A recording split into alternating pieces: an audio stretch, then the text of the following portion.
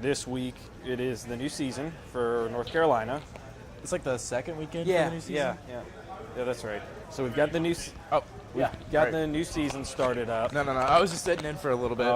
We're moving to 5 starters here at our venue, which I think is fantastic. So big stuff for the Charlotte scene. And it looks like, we've got the Cloud Ness for GQ and Fetch versus Bayonetta and Ike. So that's a really heavy-hitting combo. They can rack up damage really quick with Bayonetta and actually take out stocks extremely fast with Ike getting any follow-ups on throws. But GQ really kind of looks to be moving around extremely well, helping Fetch get those 2v1 situations that the team wants. Unfortunately, it gets a connect with the PK Thunder 2 on GQ, but it didn't really kill anybody, racked up just a little percent.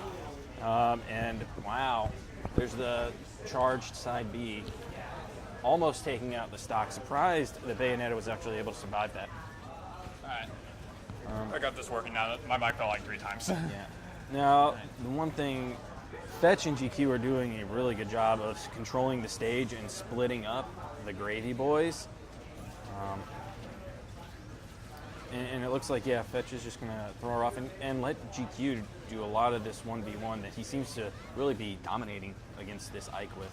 And one thing about Ness teaming up with Cloud is that Ness does have a couple of throws that do take some time to actually fully execute, which will give GQ's Cloud a significant amount of time to just get a follow-up with some sort of limit. Yeah, absolutely. I mean, when we're talking down throw to 2 or 3 forward airs, that's a lot of time to charge limit and get in a good position to punish appropriately. Good job by GQ stepping back on the stage, noticing Ike was coming in high, and good forward smash to almost close out that stock. And Red Team is just having a really hard time just getting back onto the stage. Yeah, it seems to be a pretty hefty lead. Now, they do take out Ness's first stock, but both Ike and Bayonetta are here at kill percents. GQ got a little bit trigger happy with that cross slash, fetching the shield break, but Ike, very nice heads up play to stop that. Yeah. Hitting his own partner with the up B, get him out of that shield break situation. Yeah, and GQ and Fetch having some extraordinarily loud chatter going. You can tell they have been playing together and they're having a lot of fun here. They are just gabbing it up. Oh, Fetch getting footstooled. And Fetch was out of the double jump, I believe, so he kind of just fell over. Now, looks like Red Team is still down by 1 stock, so they are going to have to do something to get back in this pretty quick. Cloud is almost at kill percent. I think an errant smash from Ike would close it out pretty quickly. And the footstool on Ness actually does open up that possibility that a comeback can happen. Smash closes it out, so it looks like it's the 2v1 situation. And Ike being such a heavy character, slow, though he does have the range, he's going to really struggle here. And GQ having the stock to spare is going to make this a very difficult situation. Yeah. And generally the name of the game here is you just let Cloud throw out a limit charge, then go and charge it again, and you just burn through those and try to combo into him. Fetch almost covering the recovery, but that side B is going to go ahead and close it out. A 3-stock game. Yeah, and either way, that does buy Cloud time to get more limit too. And that's exactly what Blue Team wants in these 2v1 situations, is to have people off the stage and Cloud can just charge his limit. It was a very handy game. A couple of miscues on both ends, but Blue Team able to just play that out a lot better. Yeah. Ooh, shout outs to Rain. Thank you for hosting us. We do appreciate it.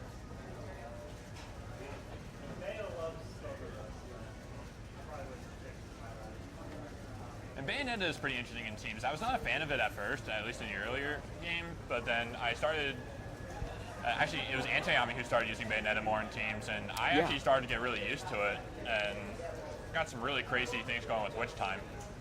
Yeah, and there's probably some insane stuff you can do, because you can actually bait out and activate Witch Time on your own Bayonetta teammate to have it hit the opponents. Well, not only that, but Bayonetta's partner is Ike, and Ike has a lot of power hits to work with. Yeah, and she's really good at controlling his own, so she can set up those 2v1 situations by just throwing someone off and really doing a good job edge guarding and preventing them from getting back on the stage. And how Red Team does execute those Witch Time situations, I'm pretty sure that would have to be labbed, because there are just so many ways that you can do it. Yeah, absolutely. And you know, I think the biggest downfall of Bayonetta in a double scenario is that if she does get a combo started, her combos don't immediately go to the ceiling. So the teammate of the person getting comboed can actually kind of go up there and do an up air or something and really mess it up. And you know, that combo game being her strongest suit, if that gets messed up, it can be problematic.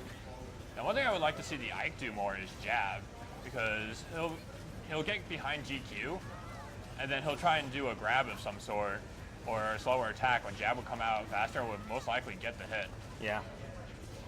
And I mean, grab is, for a character like Ike, grab is actually a pretty committed option. Fetch coming in with the PK Thunder 2, trying to get cheeky there. Yeah, Ike was a little far away for that, but being at 117 can really rule out the power of that move. Because it's ridiculous if you're up close. Fetch not getting the pivot on that throw, because that back throw would have absolutely done it. GQ and Fetch have been pretty good at evading these attacks that the red team has been throwing out. Yeah, but Ike getting a little bit greedy, and Fetch was sitting there waiting for the rollback to ledge. I think Ike was looking for a counter on that. Good grab invulnerability, preventing Fetch from getting hit by that up B that the Bayonetta was bringing out. I don't know my counter versus PK Blast matchup there, but I feel it is a bit inconsistent in my experience. Yeah. You don't always get it. Oh, good limit cross slash to close out that stock. Yeah, Bayonetta was just in a really difficult position, falling through the platform. Yeah. And if Bayonetta hit literally anything at all, there was just not really much that she could do to escape. Oh, good down air. With the limit cross slash being a multi-hit move that it is. And we've got slow down time. God, which time? Slow down time. You can tell I haven't played Smash in a while. We're good. Didn't really get anything off of that witch time. Ike did get a forward air, though, Yeah. to cover. I think Bayonetta's going to go more for a combo with GQ being at the low percent. Yeah, absolutely. And unfortunately, up smash catching Fetch from GQ. That was Fetch's first stock, though. Yeah, she did a good job holding onto that for 2.5 minutes. GQ fell a little bit too low there after the limit blade beat. And now for the first time in the set, we actually see an advantage coming out from the Gravy Boys. So let's see if they can hold on to these stocks. They're both at very high percent. So they need to stock tank, especially this Bayonetta being at 83. She can't lose this stock before 100 or she's going to be in big trouble. And Ike was actually going a lot more forward there, too. But I could definitely expect some more witch time out of Bayonetta here. Yeah. Because people will probably be going for more of those kill moves. Good high recovery by Ike, actually landing on that platform so he doesn't have to mess around with Cloud as much. He's throwing out a lot of counters. I'd actually like to see a reversal of role and have Bayonetta throwing out those counters to get the witch time traps. But we are here, and now blue team has regained that advantage. Fetch still having a full stock, only at 39%, but GQ is getting up there in percentage pretty quick.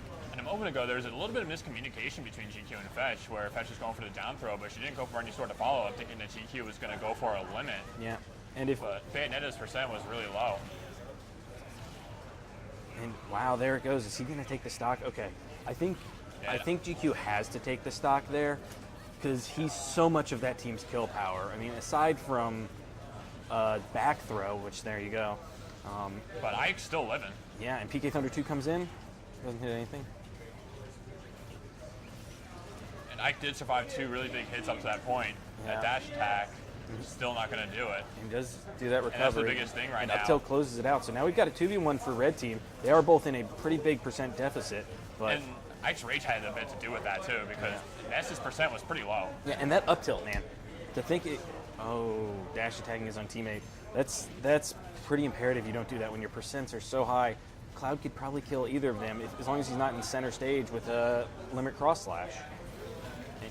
And good job holding the shield through. Yeah, they're both getting greedy to go in there and punish. Yeah, and I think that was Ike being the closer person. I think Ike had the better shot there. Yeah. But both of them going in. It does happen.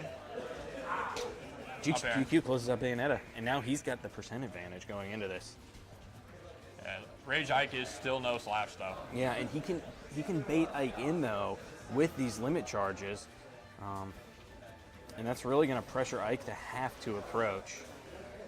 And I like the roll in. GQ was looking for a regular get-up attack there. Wow, good job. The run through to the down smash. Fantastic job by Fetch Me a Sandwich, but really good job by the Gravy Boys in game 2, bringing back